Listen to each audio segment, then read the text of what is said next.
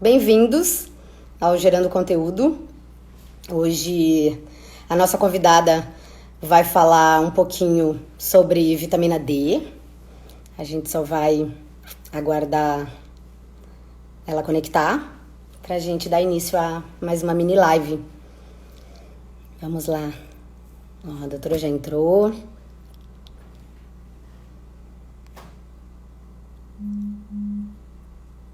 Vou conectá-la aqui. Aguardar. Oi, Oi, tá tudo tudo bem, bem? doutora? Deixa eu ver se eu Tô. consigo pôr um filtrinho aqui, né, pra dar uma Dá disfarçada. uma melhor. Ah, são todas exageradas. Hoje o E dia tá aí, bonito, tá com uma claridade legal, não vai tá tudo bem, tudo certo. Tudo bem?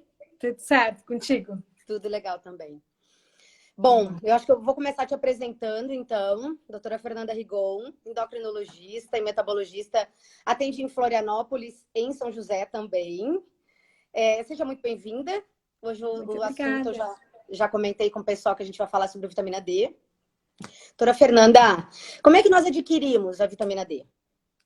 Então, a vitamina D, assim, a nossa principal forma de produzir a vitamina D é através da exposição solar. Então, através dos raios ultravioletas. Na verdade, a gente até consegue adquirir um pouquinho pela alimentação. Alguns alimentos, o principal seria salmão, sardinha, até tem, mas é muito pouquinho. Até tem um estudo bem legal, que é brasileiro, sobre a população brasileira que, em média, adquire 80 unidades de vitamina D por dia através da alimentação, o que é muito pouco, levando em consideração que a gente tem uma necessidade diária em torno de 400 até 2.000 unidades por dia. Então, realmente, a exposição solar ainda é a maneira mais fácil de adquirir a vitamina D. Doutora, e o horário de exposição e essa Tá. questão? Então, esse é um problema. Então, assim, quanto, né, que a gente precisa se expor ao sol para conseguir ter a vitamina D adequada no nosso dia a dia?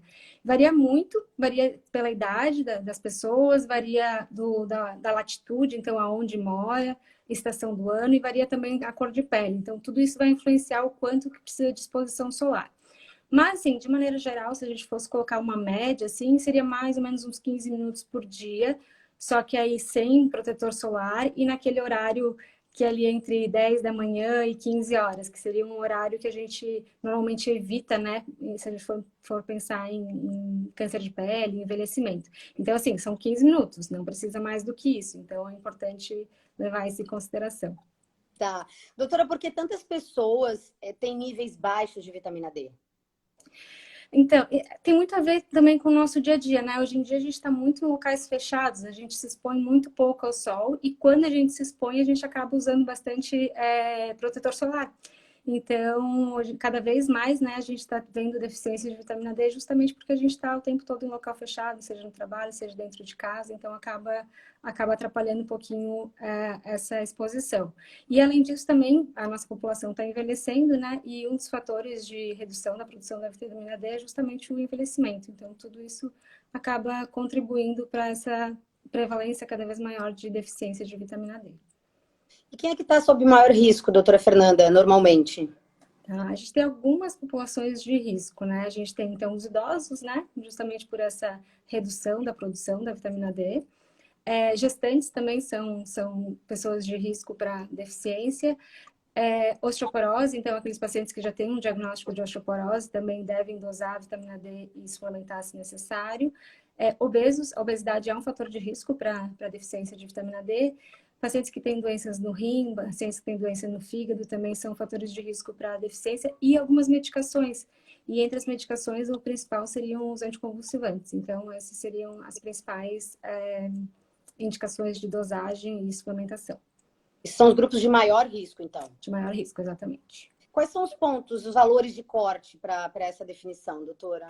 Isso é um pouquinho controverso, assim, tem várias vertentes, mas falando então da Sociedade Brasileira de Endocrinologia e da Endocrine Society, eles preconizam então como um valor de corte, abaixo de 20 seria uma deficiência e entre 20 e 30 seria insuficiência de vitamina D. Tá. E o paciente ele deve fazer esse acompanhamento todo ano, 2 vezes ao ano? Os pacientes que têm fator, que entram, né, nas indicações de fazer a dosagem, aí vai depender.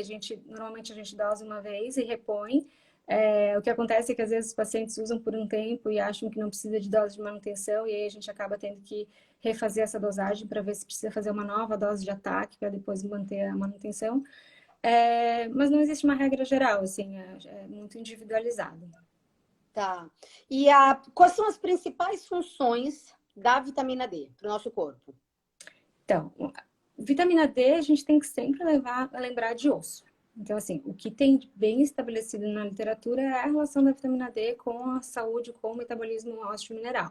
Então, qual que seria a principal função, né, da vitamina D? A vitamina D ela vai ajudar na absorção do cálcio lá no intestino. Então, sem a vitamina D, só 10 a 15% do cálcio é absorvido no intestino. Então, a gente precisa dela para fazer essa absorção ativa do cálcio. E, além disso, a vitamina D, ela bloqueia, ela suprime o PTH. O que é o PTH, né? O PTH é um hormônio que ele é produzido na paratireoide, que são normalmente 4 glândulazinhas bem pequenininhas, do tamanho de um grão de arroz, que elas ficam atrás da nossa tireoide.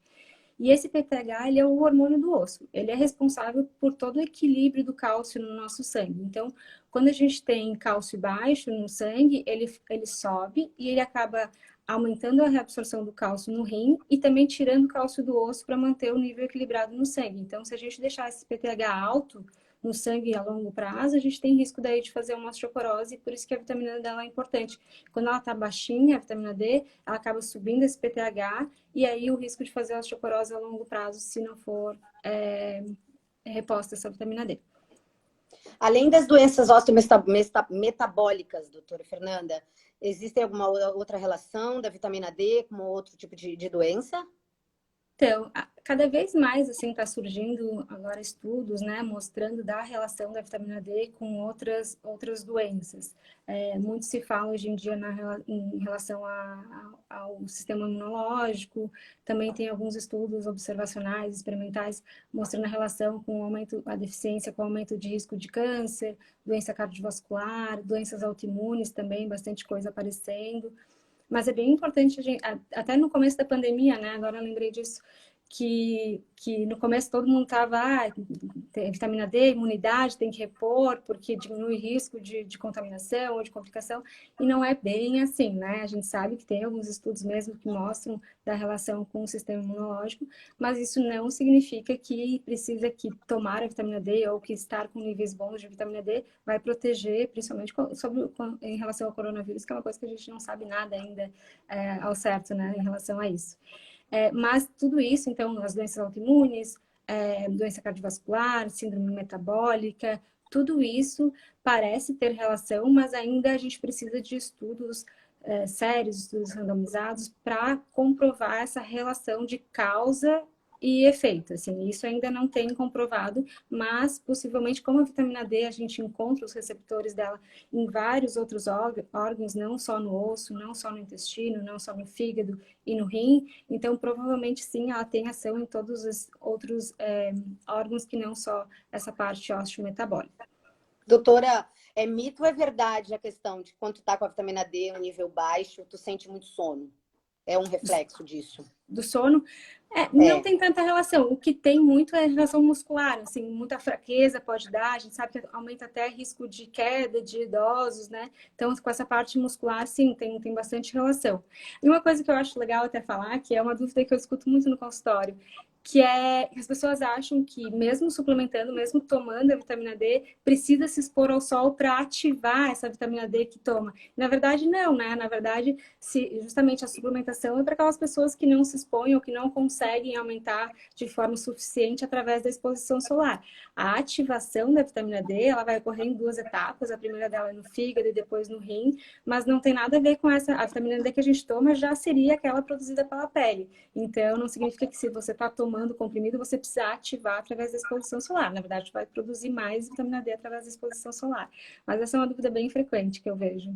Doutora Fernanda, e assim, para a gente fechar, o paciente que se expor ao sol, ele precisa se expor todos os dias, ou ele se expõe numa segunda-feira, depois numa quinta-feira, e ele já vai estar com os níveis de vitamina D no 100%, na verdade, no ponto que precisa?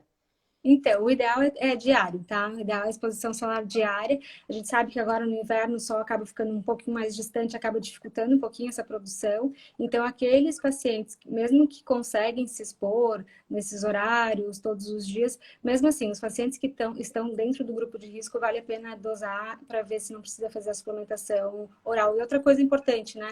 Hoje em dia, no Brasil, a gente só tem aprovado a reposição por via de comprimido, cápsula e gotas. Nada de ficar repondo vitamina D via injetável, porque ainda não é uma opção para a gente aqui, tá? Então, eu tô vendo Boa bastante dica. isso também. É Boa importante. dica.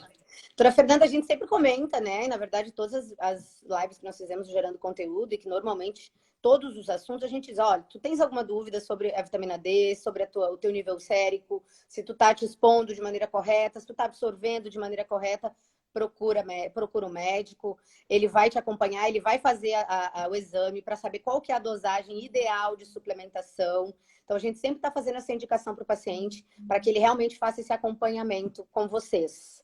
Não deixar nunca Perfeito. de acompanhá-los. E é Doutora Fernanda, importante.